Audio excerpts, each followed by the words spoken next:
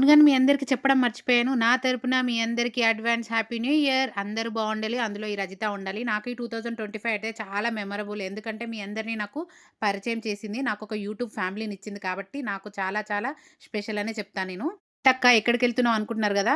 మీ బావగారు తొందరగా ready అవ్వనంటే ready అయిపోయాననమాట. నాకేదైనా శారీ గిఫ్ట్ ఇస్తారేమో, షాపింగ్ మాల్ తీసుకెళ్తారేమో అని అనుకున్నాను. కానీ తీరా చూస్తే ఇక్కడికి తీసుకొచ్చారనమాట. 31st దావత్‌కంట ఇంట్లో చాప లేకుండే ఖరాబయిపోయింది. సో, అందుకే ఇక్కడ తీసుకొచ్చారు. నేను నాకు షాపింగ్ చేపిస్తున్నారేమో అనుకున్నాను.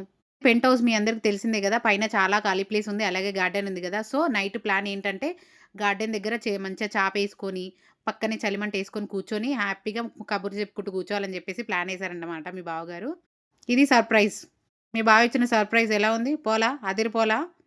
బయటికనగానే రెక్కలు కట్టుకుంటూ రెడీ అయిపోవడమే. ఎక్కడికి ఏంటి అనేది ఉండదు కదా! ఎనకాల ఎళ్ళడమే. మంచిగయిందా? మంచిగయిందా? అని జూస్తున్నట్టున్నాడు.